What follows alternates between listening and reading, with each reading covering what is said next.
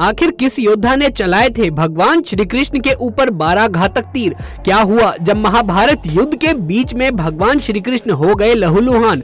दोस्तों, वीडियो में आगे बढ़ने से पहले चैनल को सब्सक्राइब अवश्य करें और बेल आइकन जरूर दबाएं।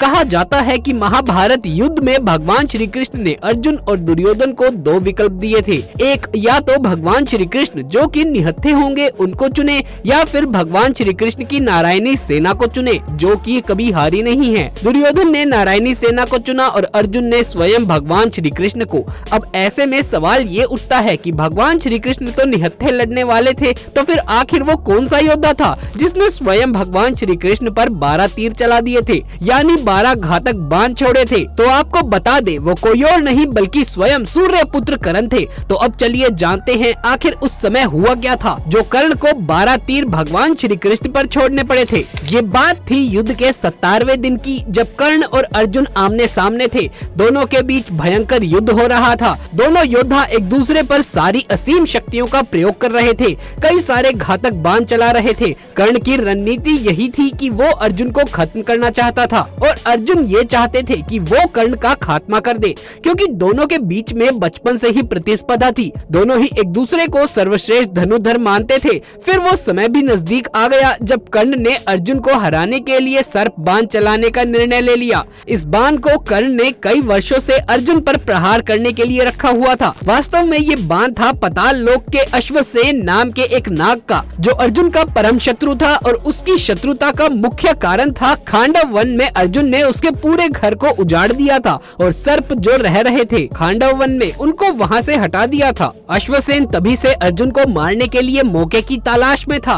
कई सारे धार्मिक सीरियल्स में यानी महाभारत सीरियल में आपने देखा होगा कि ये कहते हैं कि उन्हें तक्षक नाग मारना चाहता था। महाभारत के विवरण विभिन्न ग्रंथों में उन्हें अलग अलग नामों से दर्शाया गया है। कोई अश्वसेन कहता है तो कोई तक्षक नाग। और मुख्य युद्ध के तौर पर अश्वसेन ने पहले ही कर्ण के बाण का चुनाव कर लिया था, क्योंकि वो जानते थे कि सिर्फ और सिर्फ कर्ण ही अर्जुन को मार सकते हैं। वो मौके की तलाश में थे। कर्ण ने अर्जुन पर तीर का निशाना चलाया। अर्जुन बाण का रूप धारण किए हुए नाग को पहचान नहीं पाए, जबकि अर्जुन का रथ चला रहे उनके सारथी भगवान श्री कृष्ण ने अश्वसेन को तत्काल ही पहचान लिया और अर्जुन के प्राणों की रक्षा के लिए भगवान श्री कृष्ण ने अपने पैरों से रथ को भूमि में धंसा दिया। रथ का पहिया जमीन में धंस गया, घोड़े बैठ गए और तीर अर्जुन के गले की बजाय उसके मस्तक यानी उसके मुकुट को छिटक कर धरती पर जा गिरा। इस तरह भगवान श्री कृष्ण ने अर्जुन को बचा लिया। अर्जुन और भगवान श्री कृष्ण रथ के धंसे हुए पहिए को निकालने के लिए नीचे उतरे। तभी मौका देखकर कर्ण ने अर्जुन पर वार करना शुरू कर दिया और तभी अर्जुन की ढाल कोई और नहीं बल्कि स्वयं भगवान श्री कृष्ण बने।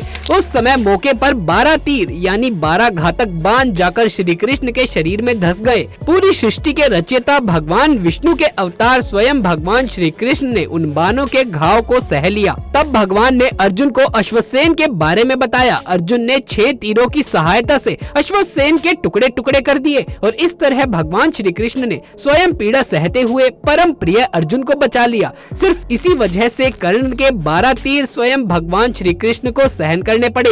वैसे दोस्तों, कौरवों के पास इतने बलवान योद्धा होने के बावजूद भी वो क्यों हारे? सिर्फ 3 गलतियां अगर दुर्योधन नहीं करता तो महाभारत का युद्ध कौरव जीत जाते।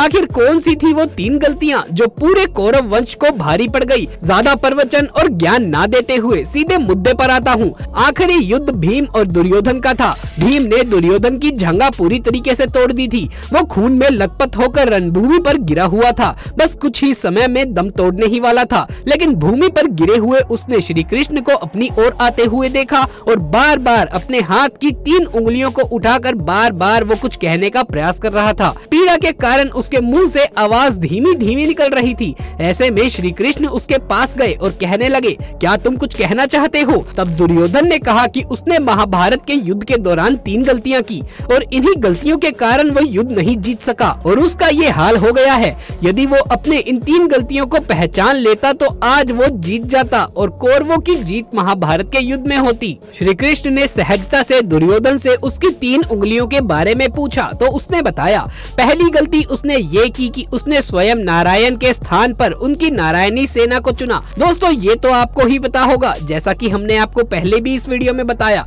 क्योंकि जब भगवान श्री कृष्ण ने अर्जुन और दुर्योधन को विकल्प दिया था कि या तो वो उन्हें चुन ले या फिर उनकी नारायणी सेना को चुन ले, बस यहाँ बात इतनी थी कि नारायण स्वयं निहत्थे रहेंगे। तो दोस्तों ऐसे में दुर्योधन ने नारायणी सेना को चुना, क्योंकि उन्हें लगा कि निशस्त्र नारायण यानी स्वयं भगवान श्री कृष्ण कुछ नहीं कर पाएंगे, और अगर वो कौरवों के पक्ष में होते तो आज परिणाम कुछ और ही होता। दूसरी गलती उसने अपनी ये बताई कि उसने अपनी माता के लाख कहने पर भी वो उनके सामने पेड़ की पत्तियों से बने हुए लंगोट को पहन कर गया। उनकी माता ने उसे कहा था कि वो नग्न अवस्था में ही उनके सामने आए ताकि वो अपने संचार और अपनी प्रचार द्वारा बचाई गई शक्ति को अपने पुत्र दुर्योधन को दे सके, जिससे वो रणभूमि में अजय हो जाए। लेकिन यहाँ पर भी भगवान श्री कृष्ण की ही लीला थी, जिनके द्वारा लज्जित होकर दुर्योधन को पत्ते लपेटकर जाने पड़े और इस वजह से उसकी जांघ और मुख्य अंग शक्तिहीन हो गया और इसी वजह से दुर्योधन परास्त भी हुआ था।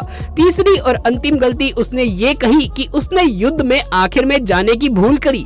युद्ध में अगर वो पहले ही चला जाता तो कई बातों को वो पहले ही समझ पाता और शायद उसके भाई और मित्रों की जान भी बच जाती। उसे ये पहले ही पता चल जाता कि उसे शुरू से लेकर अंत तक अश्वत्थामा को ही सेनापति बनाना चाहिए था, लेकिन उसने ऐसा नहीं किया। अगर वो युद्ध भूमि में पहले ही उतर जाता यानी कि सबसे आगे रहता तो वो ये जान पाता कि आखिर कौन सा योद्धा कहाँ सही रहेगा, कहाँ पर वो किस योद्धा पर भारी पड़ सकता है। भगवान श्री कृष्ण ने विनम्रता से दुर्योधन की सारी बातें सुनी और फिर उन्होंने उससे कहा, तुम्हारी हार का मुख्य कारण तुम्हारा अधर्मी व्यवहार और अपनी ही कुलवधू का वस्त्र हरण करना था। तुमने स्वयं अपने कार्यों से अपना भाग्य लिखा है दुर्योधन।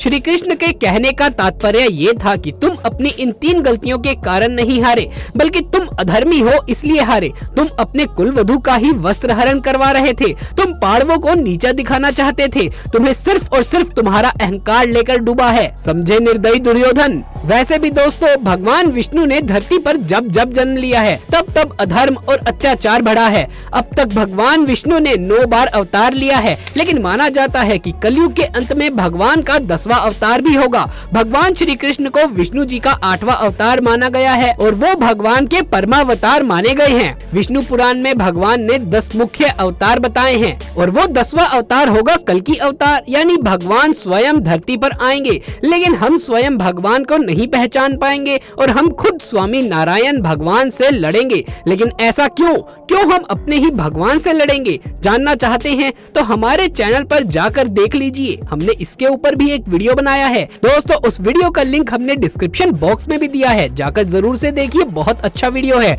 अगर आपको ये वीडियो पसंद आया हो तो इसे एक लाइक करके कमेंट बॉक्स में जय श्री कृष्ण लिखना बिल्कुल भी ना भूलें। आगे भी ऐसे वीडियोस देखते रहने के लिए हमारे चैनल को सब्सक्राइब कर लें। जल्द मुलाकात होगी, धन्यवाद।